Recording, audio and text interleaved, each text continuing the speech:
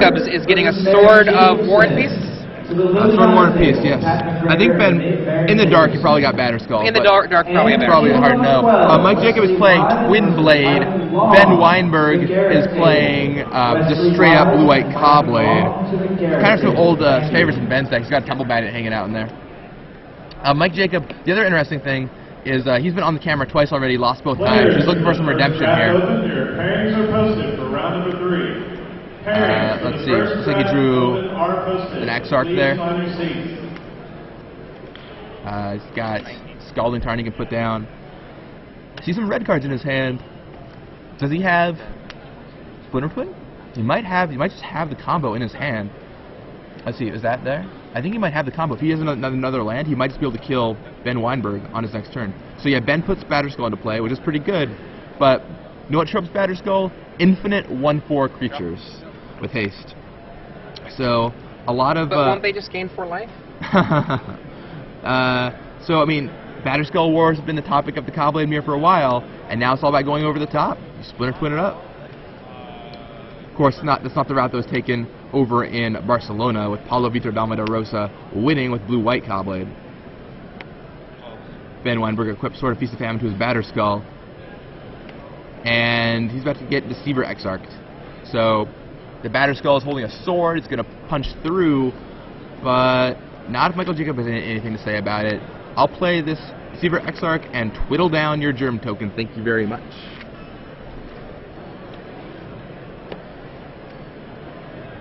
Then Mike grabs a second mountain, so Ben is tapped out. If Mike has another land, he can just Splinter Twin and win the game.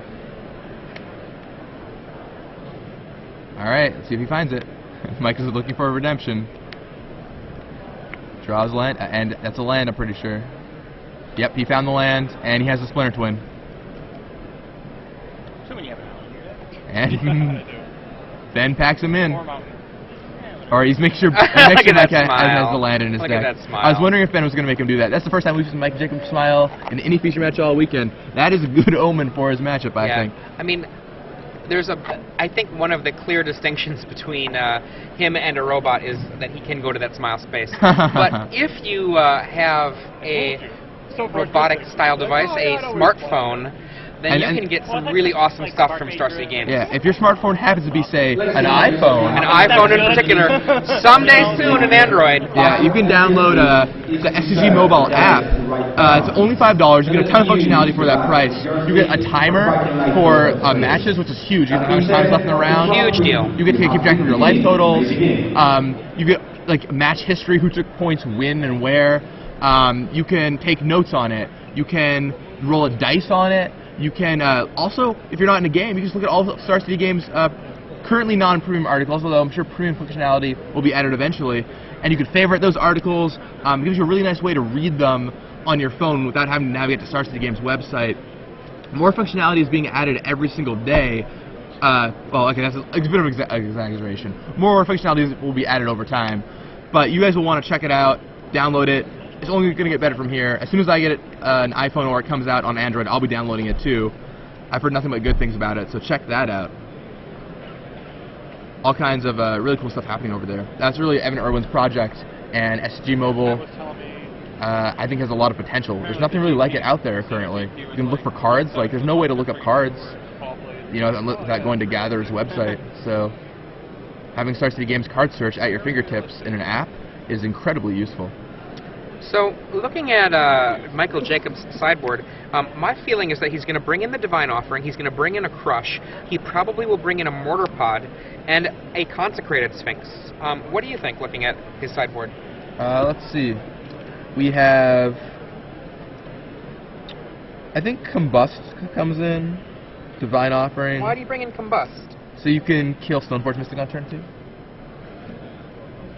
I think, you know, like, that's reasonable. I mean, I think if you so you can play the quick combo game, right? Where you just go turn 3 Exarch, turn 4 Splinter Twin, whatever. But a lot of the time, the game's going to go longer. I mean, he already has Dismembers and such, though, you know. And I mean, don't you want more Dismembers?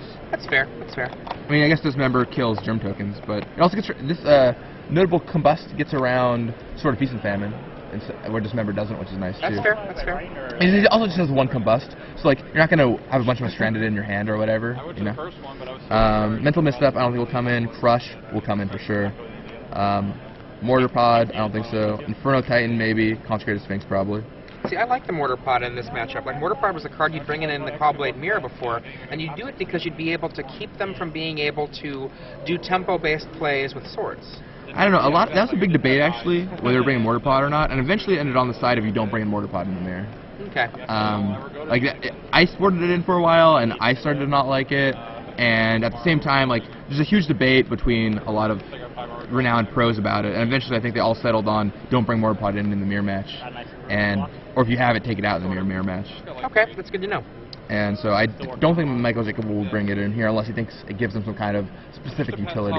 On the other hand, the Consecrated Sphinx, Yeah. if that resolves, I don't think that Ben Weinberg can win unless he gets it off the table. Yeah, I mean, he probably boarded out his Day of Judgment because it's especially bad in this matchup. So I don't think he's got either of his days. I don't think he's got any good way to deal with the Consecrated Sphinx except for mana leaking it. Ben Weinberg probably will bring in a Dismember. I wouldn't be surprised if a Sun Titan came in because it can come in a super late game, but tapping out is so scary. His sideboard does not look particularly well suited to this matchup, honestly. No, I mean, he does have the Tumble Magnet main deck, I guess. I mean, I don't know if I like Tumble Magnet versus a deck with Spell Skites. Yeah, I think, Okay. I mean, maybe in the Blue-White Mirror, but... Turn 1 Preordain. Alright, so that's usually a sign that you're digging for either a land or a 2-drop. And Ben Weinberg is experienced enough to not just run it. Right. So Michael Jacob is a man who thrives on getting information from his opponents, and this is one such case where he's going to realize that Ben either doesn't have a 2-drop or doesn't have more lands, and just file that information away for later when he can put it to good use. In the meantime, Celestial Colonnade down for Michael Jacob. Second land, and there's Stoneforge Mystic. And Ben Weinberg also has Mana Lake in his hand. Looks like he's going to get War and Peace. Looks like War and Peace. That's what he shuffled to the front, but he's put the back now. Maybe he's going to get Batterskull instead. He's thinking about it. Yep. Oh, sort of Body and Mind. Body and Mind is interesting. It's really interesting. I mean, that almost makes me feel like he has other equipment in his hand. But we know he shuffled the Sword of War and Peace to his front. I guess he doesn't want to get Deceiver Exarch? Trying to deck you. It's really, really interesting. I mean, I guess a sorted Mystic gets blocked by Deceiver Exarch, which is a big deal. So that's another thing. Maybe Michael Jacob gets information there. Well, he must not have any creatures to follow it up with. He must not have a Squadron Hawk or something. If he's making that play. Because with Body in Mind, like, the protection from blue lets it sneak past the Deceiver. Also, it doesn't let it get tapped. Michael Jacob, though, has a turn 2 Mystic, and we're not going to see sort of Body in Mind from him. Let's see what he chooses. He's looking carefully through his deck. Shuffles Batterskull to the front. Thinks about it for a second. Looks at his hand. And goes back into his deck. Looks at sort of War and Peace, thinks about it. Once again, very, very disciplined, making sure to think about how the game's going to play out. If you've ever watched Michael Jacobs' videos on Star City games, you can just see how he's thinking about how every turn of the game is going to play out depending on what equipment he gets. It's crazy how far deep into the tank he goes. And gets Mana Leak Batterskull. for Ben Weinberg in his hand. Yep. Only one blue source. So MJ ended up getting Batterskull there. Ben Weinberg sitting on Plains, Seachrome Coast. Now we'll see what he does. He's just gonna he taps the Plains and dismembers Michael Jacobs' Stoneforge Mystic. So down goes that Mystic. And now he just passes back with Mystic untapped, no doubt going to put Sword in and try to equip it on his turn. So Michael Jacobs got a little bit of time. He has a Spellskite sitting over there in his hand he could play. Yep, there it is. That's what he does, Spellskite. I think I see an island and another dual land of some kind. I see an There's island, there it is, a Seachrome Seachrome Coast. I think also Terramorphic Expanse is in his hand right now. Coast into Preordain. Yep, Preordain it is. So let's see, he's Consecrated Sphinx. This is a pretty good one. Yeah, Dismember can't even deal with the Sphinx. 5 toughness is not 6 toughness. Bottom. Splitter Twin. Drawn by Michael Jacob there, so one step closer to assembling the combo. Is that a lighter as the token? I don't think so. Okay. I think it's, I don't know. Maybe it's a big bug? Looks like a jelly bean. Or a gigantic jelly bean. It looks like a germ, I guess. Perhaps. How apt. It could also just be just a cardboard brownish thing. It's hard to say. Regardless, Ben Weinberg thinking about what he's going to do this turn. So Ben already had a batter skull in his hand, so he just put the batter skull into play instead of sorting it up. Now he could activate Mystic, but sort in, equip it to batter skull, serve, and see if MJ wants to block with his Spellskite. Players in standard Winnabox number 3. Please head to Chandra, table number 180. Standard Winnabox number 3 to Chandra number 180. Alright, 4 mana. Jace. Jace comes down for Ben Weinberg. And looks like he's going to go for Bouncing Spellskite. And that means the batter skull can get in. And his Stoneforge Mystic for that matter. So that's going to chop Michael Jacobs' life down to 14. Ben Weinberg gains 4 life on that exchange. And he's got an active Jace. Michael Jacobs' board position not looking so good. But the thing about his deck is at any point in time he can just play Exarch, untap Splinter Twin. He's got another Spellskite, or rather replaying the one that was just bounced to his hand. And he plays out Evolving Wilds. Looks like Michael Jacob once again has several lands in his hand right now. We saw him have the same kind of problem yesterday in some matches he played where he just drew tons of lands. Ben Weinberg also gripping 2 mana leaks, which would be pretty effective if he tries to go for the combo route. Ben puts in Sword, equips it to Batterskull, or the Germ token, bounces Spellskite back to Michael Jacobs' hand. Now he's going to serve in for 6 and mill Jacob for 10 cards plus get a 2/2 Wolf token. Mike cracks Evolving Wilds just to make sure the land he wants isn't milled out in those 10 cards, which is a very good technical play. I don't think a lot of players would do that. Did you see the 10 cards? I figure, well, it'll thin my deck better if I let the 10 cards get milled first, then grab a land. But you don't want to accidentally lose your second mountain. When you only have 3 in your deck. Well, let's see what cards get milled with this Batterskull. It's really bad shape for Michael Jacob. Pro Blue on that Batterskull token. Getting a Wolf token too. It's going to be rough. MJ looks back to his hands.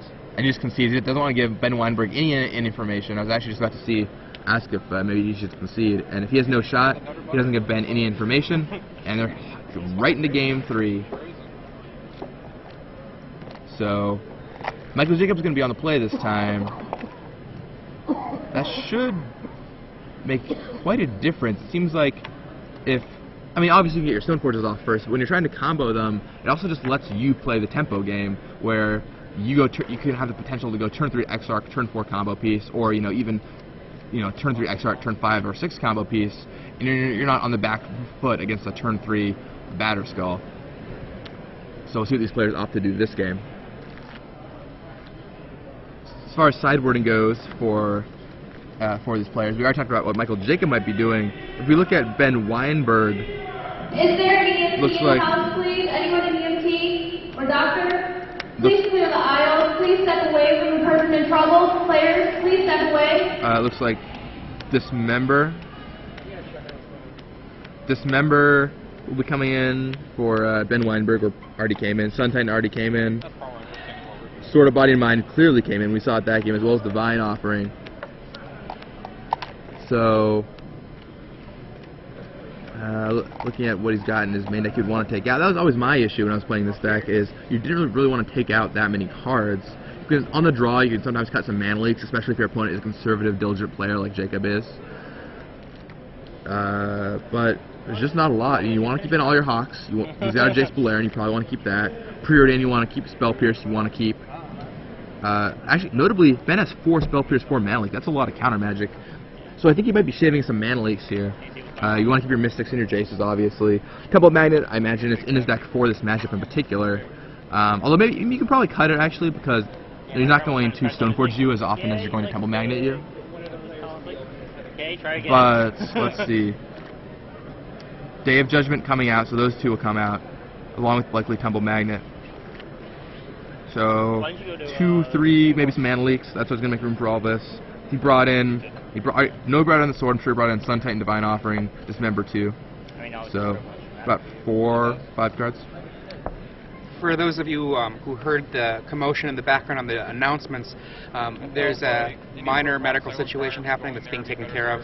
One of the players is having a seizure in the open, and there's some EMTs that happen to be in the crowd, so hopefully we'll be okay there. Yeah, it's always rough when you hear these kind of things happening. There have been some, not very many things happen, but there have been a couple events over the years at Magic tournaments that that are rather unfortunate. So now, some people, going back to this tournament at hand where we're in Standard, some people have made claims that this is the best Standard ever. And I definitely can't agree with that one. I think our biggest proponent of this one might be Mike Flores, who has made that claim. I actually think this is a pretty good Standard, actually. The one constraint of that is you have to accept that Jace the Mind Sculptor is omnipresent, as well as the constant presence of numerous other cards. Scalding Tarn for Michael Jacob on turn 1. Going to go find an island. Likely looking at Preordain here, I would imagine, if he's cracking on the first turn. I mean, I think the Standard format is fine. I mean, I think it's fine. I don't think it's great. I think it's fine. I mean, I think there are a lot of decks that are very doable and playable that are simply just not yet realized by the field at large. Jacob Preordain sees a Jace and a Jataxian Probe, looks like. So the thing about the Standard format, I feel, is it's very skill intensive, and there's a couple good decks you can choose, but there are some big constraints about the format. So it's got ups and downs. I like that it's really skill intensive. That's really good. Another Preordain from Ben Weinberg. From Ben Weinberg. Off of a Steam Chrome Coast. Once again, so MJ Preordain turn 1, Ben Weinberg also Preordain turn 1. That means, once again, both players probably know that the other is either looking for lands or a 2-drop, or in MJ's case, maybe it's the other half of his combo. Note Michael Jacobs' discipline again in this match. We saw this yesterday too. He's got Druid Jataxian Probe there, but he was trying to save it for another turn, potentially later in the game, so he knows when he can go for it, when he can't. Spellskite off of a Seachrome Coast and an island for Michael Jacob. Yep, so Jacob drops that Spellskite down. So they're going to start gumming up the ground. Stoneforge Mystic for Ben Weinberg, and when Michael Jacob is like, seriously? How do you think I get here? And yeah, he's going to search up the skull. Batter Skull it is. The claw. Batter Skull. A card that I still am mystified by. It's a good card. What I'm curious about is how much play it's going to see after rotation. So I think it'll still see play after Stoneforge Mystic rotates. I think it's a good card. I think it might see some play. I mean, I think it's a totally good, reasonable card. Stoneforge Mystic kind of makes it a silly card. But without Stoneforge Mystic, I think it's pretty fair. Or at least on par. I don't know that it's fair. Days. I think it's fair like Baneslayer's fair. Yeah, I agree with that. I mean, I think Baneslayer is a perfectly fair card. Oh, okay. All right. Jataxian Probe, Ben Weinberg. Ben sees Glacial Fortress, Tectonic Edge, Into the Royal, Squadron Hawk, Sword of Body and Mind, Batter Skull, Divine Offering. And he knows what's there. Better for later today.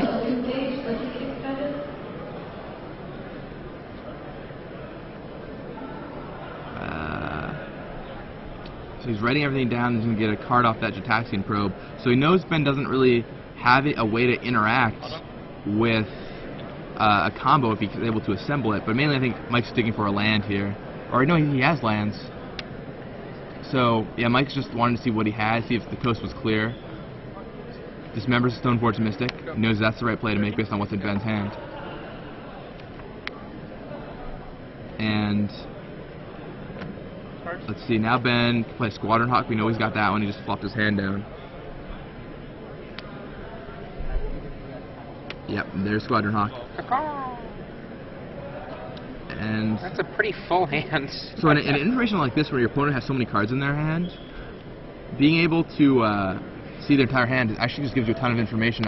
Especially that, you know, when you're trying to either assemble a combo or know when to go for it or not. For example, MJ has Jace in his hand, and he'd love to be able to play that Jace next turn and know it's not going anywhere. So, let's see. And Glacial Fortress. Glacial Fortress for Ben Weinberg. Alright, Inferno Titan just drawn by Michael Jacobs, so he did bring in that Titan. And there's the Jace. Once again, Mike has a pretty good idea it's safe to play that Jace. Ben's only seen one new card since he looked at his hand. And Michael Jacob wisely does the Brainstorm effect. The choice in this stage of the game, like the turn 3, 4, 5, I should say the turn 4, 5, about what to do with the Jace, is one of the real skill differentiators in these matchups. We saw earlier one of the players put a Jace into play and use it to Fate Seal an opponent who had a very full grip. And then when the Jace came down on the opponent's side, there was no real cost for killing the Jace. Right. Where if your opponent brainstorms and you play a Jace, it just feels so awful afterward. Yeah. Fourth land. Yep, there's a Tectonic Edge from Ben Weinberg. The Squadron Hawk attacks Jace. Jace down to 2. Mike Jacobs fine with that. I mean, I see that my friend Ken Kroner, if you know the song Shuffle 'em Up Fame, says that, you know, the matches play out very much the same way all the time. You know, how is it skill intensive? Well, I would say it's much like in mixed martial arts fights. They often play out the same way, but it's an incredibly skill intensive, you know, kind of match when you see people that are in that venue. Ben plays the Squadron Hawk, finding plays another Squadron Hawk, so he has 3 Hawks in play, 1 in his hand against Jace and Spellskite. Jace on 2 counters. Michael Jacob untaps, draws another land. Yep. Like a Colonnade? It looks like what you were calling it. Yeah, I think the mixed martial arts comparison. I don't know much about mixed martial arts, but it's an interesting comparison. We made that comparison to Legacy 2, and never really thought about comparing Magic and martial arts, but there's probably a lot of interesting parallels to that. There's all kinds of parallels one can make between numerous parts of life and Magic. I know agree with that Lou Laskin. I'll wait while we get this match more underway. Well, now it's MJ's looking at his hand. He has that sword there. He's got a crush there. He's got several lands. I think the big decision is that he wants to see if he can play with Colonnade this turn and what he should do with Jace. Depends on how he's going to use his mana. Now, the Squadron Hawks, if he Fate Seals or Scries, then the Squadron Hawks can't kill Jace next turn, unless there's a sword involved. Otherwise, you can Brainstorm and the Jace will likely die. So yeah, he's just going to go for the Brainstorm. So he's Inferno Titan, I think 2 lands, Scalding Tarn, Arid Mesa. Let's see what he ships back.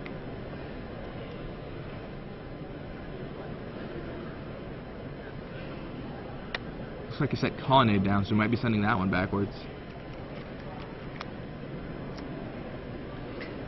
Ken Kroner replies that Standard is closer to boxing than mixed martial arts. Looks like thinking about putting Island Colonnade back for Mike Jacob.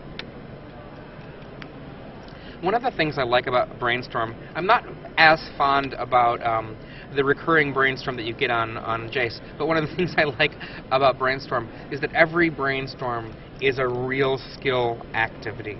You know, every Brainstorm is a skill tester. Yeah, it definitely makes you take your time. Let's see, so Michael Jacob Dropped the sword. So he's going to play Sword of Feast and Famine out there, and then probably a fetch line to shuffle away the cards he just put back. Cracks it immediately, making sure those cards are gone for good, or at least shuffled right back in. Finds a second mountain, so now he has Splinter Twin mana up in case he ever gets to that point. And now, what Ben has to do, I would think, is throw away a bird to keep the Spellskite from untapping all of Michael Jacobs' land. Yep, so he serves, and the Squadron Hawk has to block. I mean, it doesn't have to. He doesn't have to, but I would highly recommend Ben Weinberg It seems like blocking. a really good block. Yeah. I can't imagine not blocking here. Like, you're trading... The Jace is going to die, because only on 2 counters, either way. Yeah, okay. Ben Weinberg blocks. And Ben Weinberg's turn. And I'm sure he's going to quickly kill that Jace. I mean, I guess the only other reason would be if Ben had a sword of his own and he wanted to be able to kill Jace and connect with a sword this turn. But that seems so greedy. Letting Michael Jacob untap, you just don't want to let that happen. Plus you have to discard a card, it just seems miserable.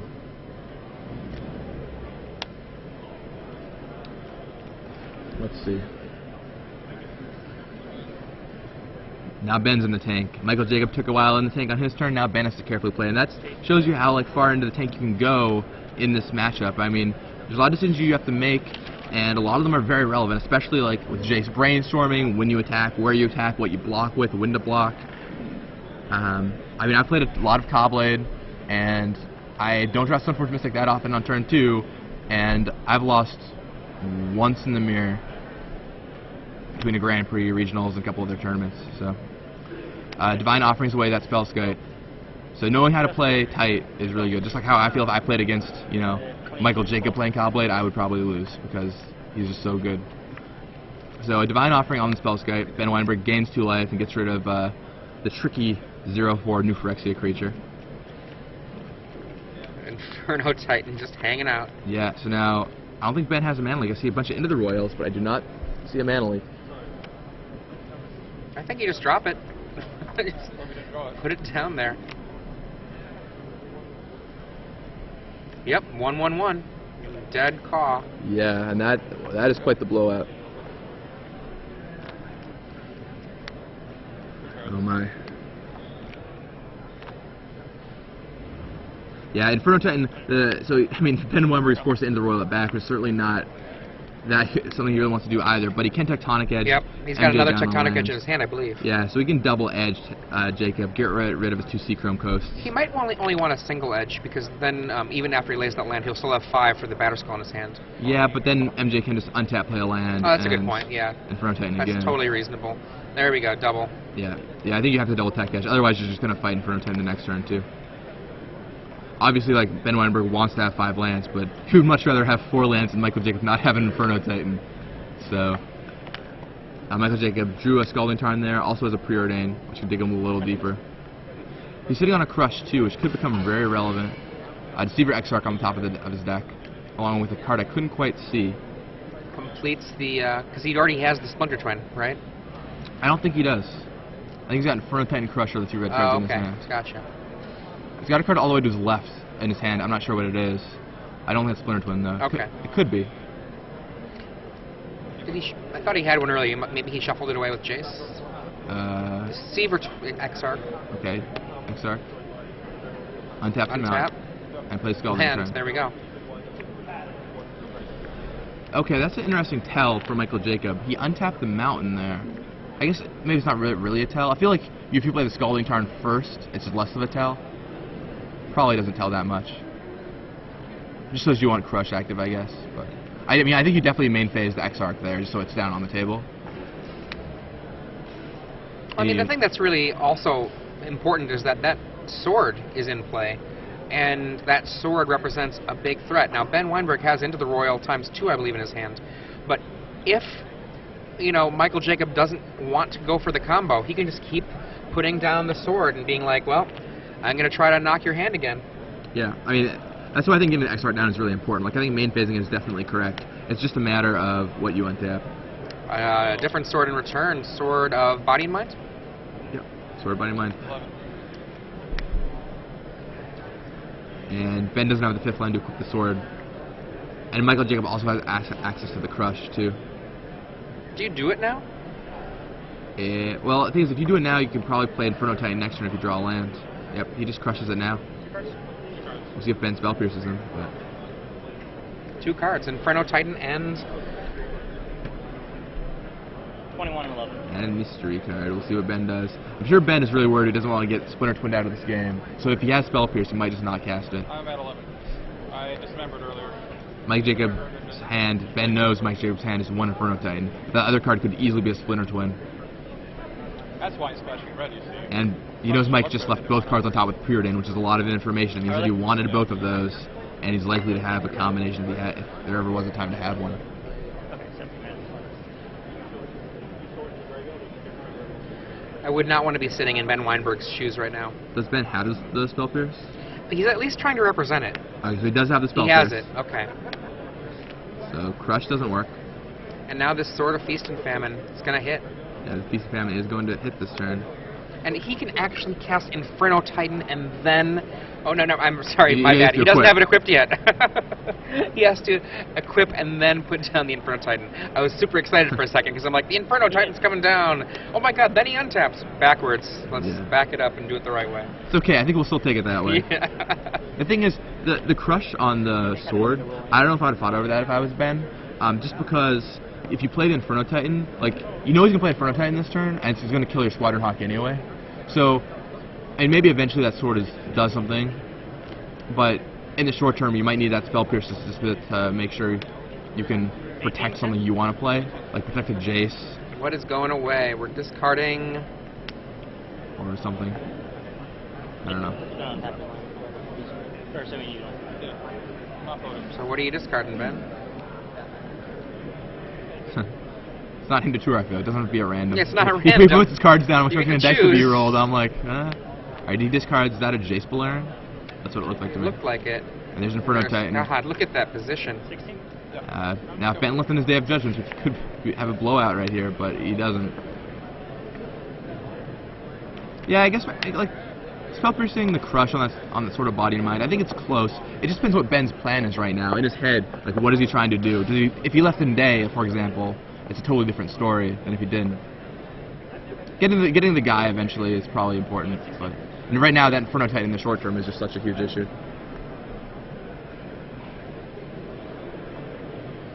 Ben is looking for a way out of this. Alright, plays There's a Batterskull. Batterskull. That's okay. It Can't stop the sword. And it can't really do anything against Inferno Titan. It can pick up the sort of Body and Mind. That is the one thing it can do. So if MJ serves with both of his guys, he'll nug Ben Weinberg's last card, but he wants to make sure that that sort of Body and Mind doesn't connect, I'd imagine. See what? 10. Okay. And now you cannot stop my Inferno Titan. Ben. No chump blocking that one, buddy. So There's a colonnade. if Ben Weinberg is at 21, I think maybe the life totals need updating, but if he's at 21, that can come in for 6, 9, 10, 11, 12, 13, 14 points of damage this turn. Then Sword will likely connect on Ben's turn because the protection from blue will sneak it past the Exarch. Is it 15? Am I being stupid?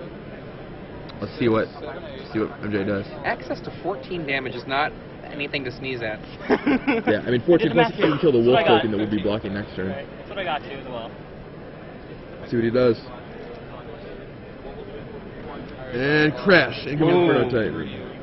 Yep. 3 Going for to you. The full amount. Pump him. Take 14. So if Ben is at 16, as it was just updated, it looks like he's going to 2 life. Yeah, fair enough. So one Won't Inferno block. Titan hit should kill Ben.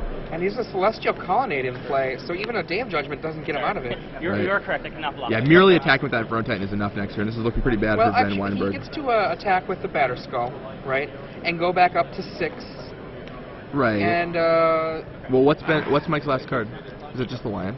All right. he discarded, I believe, an Into the Royal. No, Mike's last Oh, card. Mike's last card. I don't know. He's been hiding it for a little while. I figured it was some action to deal with the Batterskull, but maybe not. Yeah, dismember on the Batterskull. Oh, nice. Yep, so Mike pays 4 life, kills Batterskull. And I think that's going to be it for Ben.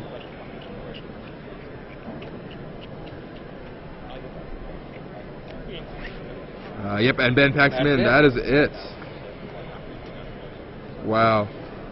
He's been the one that's won me every game.